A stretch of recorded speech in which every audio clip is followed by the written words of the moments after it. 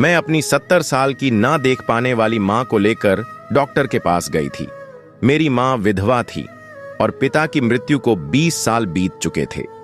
किसी ने मेरी मां के अंधेपन का फायदा उठाकर उनके साथ घिनौना अपराध किया। जब मैं इस सच तक पहुंची तो अपराधी के बारे में जानकर मैं सन्न रह गई। डॉक्टर के कमरे में बैठी मैं कभी डॉक्टर के चेहरे को देख रही थी और कभी कमरे के बाहर बैठी अपनी मां को। मेरे लिए यह सच मानना मुश्किल था। मेरे कान जो सुन रहे थे वह अविश्वसनीय था। मेरा सिर चकराने लगा, दिल जोर जोर से धड़क रहा था। मैं अपने होश खोने लगी, मेरे चेहरे से पसीने की बूंदें गिरने लगी। मैंने डॉक्टर के हाथ से रिपोर्ट ली और बाहर आकर मां का हाथ पकड़कर क्लिनिक से बाहर आ गई। पिछले कुछ दिनों से मां की तबीयत ठीक नहीं थी। जो भी खाती उन्हें उल्टी जैसा महसूस होता। मुझे लगा कि उनका पाचन तंत्र खराब हो गया है, इसलिए उन्हें पास के क्लिनिक ले गई। लेकिन डॉक्टर ने जो बताया उसने मेरे पैरों तले जमीन खींच ली। डॉक्टर ने मुझे अकेले बुलाकर कहा, आपकी मां गर्भवती है। यह सुनकर मेरे दिमाग ने काम करना बंद कर दिया। मां के साथ ऐसा कौन कर सकता था? मेरे घर में केवल तीन पुरुष थे, मेरे पति, मेरे ससुर और मेरा छोटा देवर। मेरी मां मेरे ससुराल में मेरे साथ रहती थी। उनके पास मेरे अलावा इस दुनिया में कोई नहीं था। पिताजी के गुजरने के बाद उन्होंने मुझे बड़ी मुश्किलों से पाला और मेरी शादी करवाई। मेरे पति ने मेरी मां को घर में रखने की इजाजत दी थी। अब मेरे दिमाग में सिर्फ यही सवाल घूम रहा था, मेरी मां के साथ यह घिनौनी हरकत किसने की? मेरी मां पूरा दिन मेरे साथ रहती थी। जब मैं किचन में काम कर रही होती थी तो वह किचन में रखी टेबल पर बैठ जाती और मुझसे बातें करती रहती। पूरे दिन घर पर ना मेरे पति होते थे और न ही मेरा देवर या ससुर। बस नमाज के वक्त वे मस्जिद चले जाते थे और कभी कभी बाहर अपने दोस्तों के साथ बैठ कर रहते थे और रात को इशा के बाद ही वापस आते थे। मेरे पति मां का देहांत साल पहले हो चुका था। मेरे ससुर ने दूसरी शादी नहीं की थी। देवर भी मेरी और मेरी मां की बहुत इज्जत करता था। ज्यादातर वह अपने काम से काम रखता था। न उसने कभी मुझसे बेतकल्लुफ होने की कोशिश की और ही कभी मेरी मां से बस सलाम करने के अलावा वह बात नहीं करता था। मेरे पिता की मृत्यु को साल हो चुके थे और मेरी मां ने मेरी वजह से दूसरी शादी नहीं की थी, क्योंकि वे अंधी थीं और वे यह नहीं चाहती थीं कि उनका दूसरा पति उनके अंधेपन का फायदा उठाकर मेरे साथ कुछ गलत कर ले। लेकिन आज मेरी मां के साथ किसी ने उनके अंधेपन का फायदा उठाकर जो कुछ किया था वह मेरी आत्मा को तड़पा रहा था। अब्बू की मृत्यु के बाद मेरे रिश्ते तो बहुत आते थे, लेकिन मैंने शादी की ही शर्त रखी थी कि मैं अपनी मां को अकेला नहीं छोड़ सकती। वे अंधी थीं, अकेली घर पर नहीं रह सकती थी। मैं उनकी देखभाल करती थी, इसलिए उन्हें अकेला भी नहीं छोड़ सकती थी। यही वजह थी कि मेरा अब तक रिश्ता तय नहीं हो पा रहा था, क्योंकि जिस घर में पहले से लड़के की मां मौजूद होती, वह यह बात कैसे सहन कर सकती थी कि उसके घर बहू के साथ उसकी मां भी रहने लगे। इसलिए जो लोग इस शर्त के साथ शादी पर राजी हुए, उनके घर में कोई औरत नहीं थी, बस 3 मर्द ही थे। एक उनके पिता, मेरा पति और उसका छोटा भाई। जब मैं रुखसत होकर ससुराल पहुंची तो मां के लिए एक कमरा मौजूद था। मेरे पति मेरी मां की बहुत इज्जत भी करते थे। देवर यूनिवर्सिटी में पढ़ता था और ज्यादा वक्त घर से बाहर ही रहता था। ऐसा कुछ भी नजर नहीं आ रहा था कि मैं इन लोग पर शक करती, लेकिन जो रिपोर्ट उस वक्त मेरे हाथ में थी वह मुझे कुछ और ही समझा रही थी। ना चाहते हुए भी मेरी सोच अपने घर में मौजूद मर्दों की तरफ जाने लगी। मैं एक बहुत बड़ी मुसीबत में फंस चुकी थी। बेशक मेरा पति बहुत अच्छा था, मेरा और मेरी मां का बहुत ख्याल भी रखता था, लेकिन मेरी मां के साथ जो हुआ था, अगर यह बात मैं ससुराल में पूछती तो यकीनन मां के साथ मुझे भी घर से बाहर कर दिया जाता। मैं बहुत परेशान थी। जब घर पहुंची तो मां को भी कुछ नहीं बताया। उन्हें जैसे ही खबर सुनाती तो शायद उनका बीपी हाई हो जाता। वे पहले ही ब्लड प्रेशर की मरीज थी। मेरा दिमाग बिल्कुल मो चुका था। किस पर शक करती? कौन था जो ऐसी घटिया हरकत कर रहा था? घर पर पहुंचकर चकरा सिर के साथ मैं अपनी मां के कमरे में ही उनके साथ बैठ गई। क्या बात है बेटा, कब से चुप होकर बैठी हो? क्या कहा डॉक्टर ने? मां ने मुझसे पूछा, क्योंकि मैं बहुत बातूनी किस्म की लड़की थी, हर वक्त बातें करती रहती थी। लेकिन आज तो जैसे मेरी बोलती ही बंद हो चुकी थी। हाँ, कुछ नहीं मां, डॉक्टर ने दवा दी है, आप ठीक हो जाएंगी माँ, आप आराम करें। यह कहकर मैंने माँ को उनके बेड पर लेटा दिया और खुद किचन में आकर खाना तैयार करने लगी। लेकिन मेरा दिमाग लगातार अपनी माँ की तरफ था। वे आंखों से नहीं देख सकती थी, पर महसूस तो कर सकती थी, ना कोई उनके करीब आता है। कौन हो सकता है, मेरा ससुर या फिर मेरा देवर? मेरे दिमाग का तनाव बढ़ने लगा और मेरा सिर बुरी तरह चकराने लगा। मुझे कोई भी राज सच्चाई नहीं दे रहा था। क्या करूं, किससे बात करूं? पति अपने पिता और भाई के बारे में कभी भी ऐसी बात बर्दाश्त नहीं करेंगे, और मां से कैसे बात करूं, कैसे बताओ उन्हें? फारूक ऑफिस से वापस आए तो मेरे लिए गुलाब के फूल और गजरे लेकर आए, लेकिन मैं मुस्कुरा भी ना सकी। मैं जिस मुसीबत से गुजर रही थी वह मेरे लिए ना काबिले बयां थी। बर्दाश्त से बाहर था कि मुझे चुप देखकर मुझसे कुछ कहने लगे। क्या हुआ, चुप क्यों हो? तबीयत तो ठीक है ना तुम्हारी? मैं क्या जवाब देती? मैंने कहा कि मेरे सिर में दर्द है। कहने लगे, खाना खा लो फिर दवा ले लेना। मैं सोच रहा था कि खाने के बाद लॉन्ग ड्राइव पर जाएंगे, लेकिन तुम्हारी तबीयत ठीक नहीं है, इसलिए तुम आराम करो। खाना खाने के बाद मैं अपने कमरे में आ गई और मम्मी के रिपोर्ट्स अलमारी में छुपा दी। मैं यह जानना चाहती थी कि आखिर मम्मी के कमरे में आता कौन है। रात को जब फारूक कमरे में आए तो मैंने कहा, मम्मी की तबीयत कुछ ठीक नहीं है, मैं उनके साथ सोना चाहती हूं। मेरी बात सुनकर उन्होंने ऐतराज नहीं किया। कहने लगे, इसमें पूछने की क्या बात है, तुम जाओ अपनी मां का ख्याल रखो। फारूक बहुत अच्छे इंसान थे, वह मुझे कभी मेरी मां के मामले में सख्ती नहीं करते थे। मैं मम्मी के साथ जाकर लेट गई। मम्मी सो रही थी, लेकिन नींद में उनकी बड़बड़ाहट सुनकर मेरे तो होश उड़ गए। इसका मतलब कोई रात को मेरी मां के पास आता है। मैं पूरी रात सो नहीं पाई। रात भर कोई कमरे में आया भी नहीं था। सुबह नाश्ते के बाद फारूक और मेरा छोटा देवर घर से चले गए। मेरे ससुर अपने कमरे में चले गए। मैं मम्मी को अपने कमरे में ले आई और उनसे पूछा कि रात को उनके कमरे में कौन आता है। जो कुछ मेरी मां ने बताया मेरे होश उड़ाने के लिए काफी था। मुझे पहले शक मेरे ससुर पर हुआ था, क्योंकि घर में हर वक्त वही मौजूद होते थे। लेकिन फिर यह भी ख्याल आया कि वह 5 वक्त बाजा नमाज पढ़ते हैं। मेरा दिल बहुत अजीब सा होने लगा।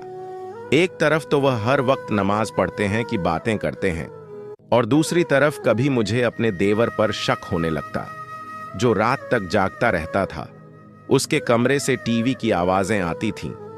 एक बार वह मुझे कहने लगा, आप बिल्कुल अपनी मां पर गई हैं। आपकी मां बहुत खूबसूरत है, आपकी मां के बजाय बड़ी बहन लगती है। यह बात उसने मेरी शादी के शुरू के दिनों में कही थी।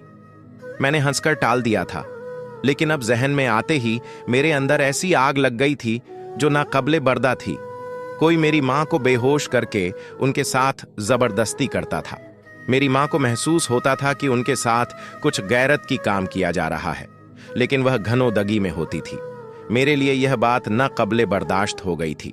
शर्म नहीं आती उस शख्स को जो एक अंधी निहत थी और बीमार औरत को हवस का शिकार बनाते हुए इतनी घटिया हरकत करता है।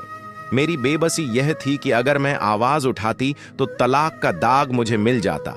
फारूक लाख अच्छे सही, लेकिन अपने पिता के खिलाफ बात नहीं सुनेंगे और न ही मानेंगे। जाहिरा तो मेरे ससुर भी मेरी मां को बहन जी कहते थे। मेरे सामने तो उन्होंने कभी नजर उठाकर भी मेरी मां को नहीं देखा था, लेकिन जो कुछ वह शराफत की आड़ में कर रहे थे वह बहुत घटिया काम था। मुझे अपने ससुर पर गुस्सा आने लगा। एक बार वह बाजार से मेरे लिए फल लेकर आए तो 1 किलो सेब अलग से मुझे पकड़ाए। कहने लगे, तुम्हारी मां कमजोर होती जा रही है, तुम शायद झिझक की वजह से उनके लिए कुछ मंगवाते नहीं हो, इसलिए यह सबब उन्हें दे देना। उस वक्त भी मुझे यही लगा कि वह मेरी मां का ख्याल कर रहे हैं। रात में मेरी आंख खुली तो फारूक कमरे में नहीं थे। फिर काफी देर बाद वह कमरे में आए। मैंने पूछा, आप कहां गए थे? तो कहने लगे, मुझे सिगरेट पीने की आदत है। रात जब अब्बा गहरी नींद सो जाते हैं तो फारूक आंगन में जाकर सिगरेट पीते हैं, क्योंकि अगर अब्बा को सिगरेट की बुआ आ जाती है तो वह तुरंत डांटते हैं। मैं मुस्कुराकर कहती कि वह आपके फायदे की ही बात करते हैं, लेकिन जो आम बातें हर घर में होती हैं मुझे वह भी शक की लगने लगी थी। मेरा दिमाग हर तरफ घूमने लगा था। मुझे किसी भी हालत में मुजरिम तक पहुंचना था। आखिर वह कौन था? मेरा ससुर, मेरा देवर या मेरा पति? यह सोच सोच कर मेरा दिमाग फटने लगा था। क्योंकि इस सब का असर मेरी शादीशुदा जिंदगी पर भी पड़ने वाला था और मुमकिन था कि मेरा घर भी बर्बाद हो जाता। मेरी मां इस उम्र में एक बहुत बड़ी तकलीफ में ला हो चुकी थी, एक ऐसी दर्दनाक स्थिति में जिससे वह अनजान थी। मेरे लिए यह दोहरी तकलीफ थी कि मैं कैसे अपनी मां को यह सब सच बताती जो मैंने डॉक्टर से सुनकर आया था। वह यह सब बर्दाश्त नहीं कर सकती थी। ना बताती तो भी यह बात कब तक छिप सकती थी। मैं बेशक चुप थी, लेकिन अंदर से जिस तकलीफ और दर्द से गुजर रही थी वो मैं ही जानती थी। अब मैं रोज फारूक से बहाना बनाती कि मां की तबीयत ठीक नहीं है, इसलिए उनके पास सोना चाहती हूं। रात भर मुझे उस शख्स का इंतजार रहता जो मेरी मां को तकलीफ देने का कारण बन रहा था। कुछ दिन तो फारूक चुप रहे, लेकिन उसके बाद उन्होंने मुझसे कुछ कहना बंद कर दिया और मुझसे उखड़े उखड़े से रहने लगे। उनकी नजरों में मेरे लिए शक साफ नजर आ रहा था। हमारी शादी को अभी कुछ महीने ही हुए थे। वह मुझसे बहुत प्यार कर दिन भर वह दफ्तर में बिताकर आते तो रात को कुछ वक्त मेरे साथ बिताना चाहते थे, लेकिन मैं खुद जिस मानसिक परेशानी का शिकार थी, मुझे फारूक की इस चाहत का भी एहसास नहीं था। अब तो मैं काम करना भी भूलने लगी थी। रात को फारूक के कपड़े भी इस्त्री करना भूल गई थी। वह पहले ही मुझसे उखड़े हुए थे। सुबह दफ्तर के लिए देर हो गई तो गुस्से के मारे खुद ही अपने कपड़े इस्त्री करने ने लगे। जब मैंने कपड़े इस्त्री करने की बात की तो वह गुस्से से घूर कर बोले, तुम बस अपनी मां की सेवा किया करो, तुम्हारे लिए बस एक वही महत्वपूर्ण है। वह उस वक्त इतने गुस्से में थे कि मेरी कोई बात नहीं सुन रहे थे। नाश्ता भी नहीं किया और दफ्तर चले गए। मैं अपनी मां की वजह से परेशान थी और उस पर फारूक का रवैया देखकर दिल टूट सा गया था। मैं अपने कमरे में बैठकर रोने लगी। रात को फारूक का मूड बहुत खराब था, इसलिए मैंने मां के कमरे में जाने की इजाजत ही नहीं मांगी। फारूक से अपनी गलती की माफी पहले ही मांग ली थी, लेकिन वह कहने लगे, माफी मांगकर मुझे शर्मिंदा मत करो। तुम्हें समझना चाहिए पूरे दिन में तुमसे बात करने का भी मौका नहीं मिलता। वह जल्दी मान भी गए, लेकिन अगली सुबह मां कहने लगी, कल रात तुम मेरे पास क्यों नहीं सोई?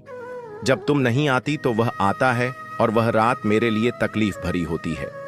मां मेरे साथ लगकर रोने लगी। मेरा दिल तो कटकर रह गया था, मेरे आंसू बहने लगे। कौन था जो यह सब कर रहा था ना? मेरा इस शहर में कोई रिश्तेदार था ही कोई अपना, जिस पर मैं भरोसा करके अपनी मां को छोड़ सकती, और अगर वह देख सकती होती तब भी मैं उनकी रिहाइश का अलग बंदोबस्त कर देती। लेकिन वह एक मजबूर सी औरत थी। उन्हें वॉशरूम भी मैं ही लेकर जाती थी। मैं अब भी इसी उलझन से नहीं निकली थी कि क्या करूं और क्या ना करूं, कि एक बार मुझे मां के चिल्लाने की आवाज आई। मैं हड़बड़ा कर उठ बैठी। बराबर में देखा तो फारूक भी कमरे में मौजूद नहीं थे। मैं उठकर तुरंत बाहर निकली तो मेरा देवर मां के कमरे में था। मां चिल्ला रही थी और अंधेपन की वजह से दाएं बाएं हाथ हिला रही थी, जैसे किसी से अपना आप छुड़ाने की कोशिश कर रही हो। मां कह रही थी, मुझसे दूर रहो। मेरा देवर मां के बेड से थोड़ी दूरी पर खड़ा था और मुझे देखकर नासमझ की नजरों से देख रहा था। मुझे मां के कमरे में देखकर एक अजीब सा डर होने लगा। मैंने अपने देवर को ज़बान से पकड़कर झंझर दिया और कहा, तुम्हें शर्म नहीं आती?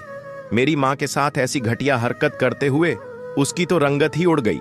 वह घबराकर कहने लगा, भाभी आप क्या बोल रही हैं?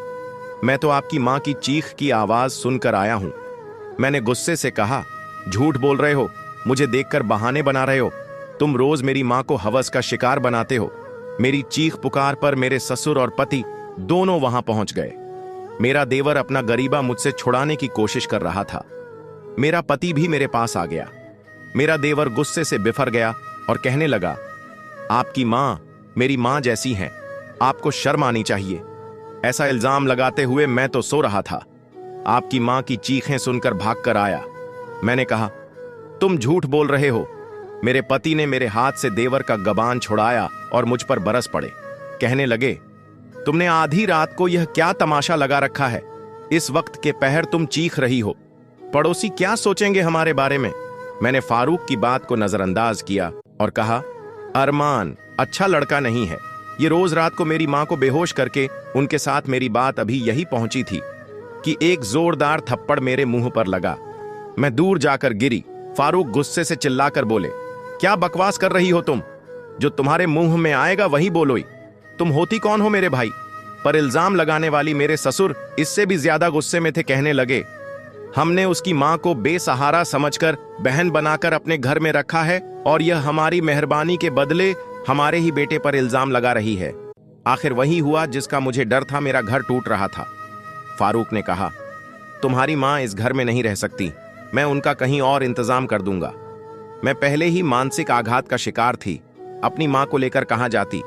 अपना घर शादी के बाद किराए पर दे चुकी थी और इतनी जल्दी तो वह खाली भी नहीं होना था। मैं इतनी परेशान थी कि चक्कर खाकर गिर पड़ी। जब मुझे होश आया तो फारूक मेरे पास खड़े थे, कुछ चिंतित और गुस्से में नजर आ रहे थे। मुझे ड्रिप लगी हुई थी। डॉक्टर फारूक को मेरा ख्याल रखने का सुझाव दे रहे थे। वह बिल्कुल चुप थे। ड्रिप खत्म होते ही फारूक मुझे घर ले आए। उन्होंने मुझे कमरे में लाकर बिठाया और खुद भी मेरे सामने बैठ गए। फिर कहने लगे, मैंने फारूक से कहा, जो घटिया इल्जाम मैंने अरमान पर लगाया है, अगर गलत है तो आप मुझे इसके लिए सबूत दें। अगर वह बेगुनाह है तो मुझे मानना होगा, लेकिन अगर गुनाहगार आप में से कोई निकला तो आप बताएं कि उसे क्या सजा मिलेगी। फारूक का लहजा नरम हो गया और कहने लगे, अगर गुनाहगार हम में से कोई निकला तो उसे पुलिस के हवाले कर दिया जाएगा। कुछ दिन बाद डीएनए की रिपोर्ट्स मेरे सामने थीं। जब मैंने रिपोर्ट देखी तो मेरे होश उड़ गए। डीएनए के मुताबिक वह तीनों बेगुनाह थे। मैं सोचती कि शायद उन्होंने रिपोर्ट्स गलत बनवाई हो, लेकिन फारूक ने मुझे खुद उस लैब में ले जाकर टेस्ट करवाया था, जो एक मशहूर लैब थी। अब मैं शश और पंग में थी कि आखिर वह कौन है जो यह सब कर रहा है। फारूक ने मेरी मां के कमरे में एक कैमरा लगा दिया। कुछ दिन बाद जैसे ही एक शख्स कमरे में दाखिल हुआ, फारूक ने उसे पकड़ लिया। उसके चेहरे पर नकाब था। जब नकाब उतारा गया तो मैं हैरान रह गई। वह हमारी गली का एक फकीर था। अम्मी के कमरे की खिड़की पिछली गली में खुलती थी। वह फकीर वहां से अंदर आता था। अम्मी को नशीली दवा सूंघा कर्रर उनके साथ जुल्म करता था। फारूक ने तुरंत उसे पुलिस के हवाले कर दिया। मैंने सबसे हाथ जोड़कर माफी मांगी कि साथ जाकर मैंने अपनी मां का डीएनए भी करवाया ताकि कोई शक ना रहे। मैंने सोचा कि हर इंसान बुरा नहीं होता। घर वालों के मशवरे और अम्मी की रजामंदी से मैंने उन्हें अस्पताल ले जाकर वहां उनका गर्भपात करवा दिया, क्योंकि इस मामले में मेरी अम्मी की कोई गलती नहीं थी। वह किसी और के गुनाह का बोझ उठा रही थी और गुनाहगार अब सलाखों के पीछे था। इसके बाद फारूक ने अम्मी के लिए एक नौकरानी का बंदोबस्त कर दिया, जो आज भी उनके साथ रहती है और उनका ख्याल रखती है। लेकिन आज भी जब मैं इस घटना को याद करती हूं तो मेरी जान निकल जाती है कि मेरी बेचारी मां किन हालात से गुजरी। दोस्तों, इसलिए आपसे गुजारिश है कि अगर आपके माता पिता बूढ़े हैं, अंधे हैं या खुद से कुछ नहीं कर सकते, तो उनके कमरे में कैमरा लगाए और उन पर नजर रखें, ताकि आपको पता चल सके कि वे किसी मुश्किल में तो नहीं हैं। अगर आप घंटे उनके साथ नहीं रह सकते या शादीशुदा हैं तो इस तरह का इंतजाम बेहतर होगा। उम्मीद करते हैं कि इस घटना से आप लोगों को जरूर कुछ ना कुछ सीखने को मिला होगा। नाजरीन, इस प्यारे से वाकया को आगे भी जरूर शेयर कर दें और हमारी वीडियो को लाइक जरूर कर दें। लाइक करने से यूट्यूब उस वीडियो को और भी लोगों तक पहुंचाता है। ये वाकया अगर अच्छा लगा तो मजीद ऐसे ही वाकयात सुनने के लिए चैनल को जरूर सब्सक्राइब कीजिए। दुआओं में याद रखिएगा। मिलते हैं जल्द ही एक नई वीडियो के साथ। तब तक के लिए अल्लाह नगहबान।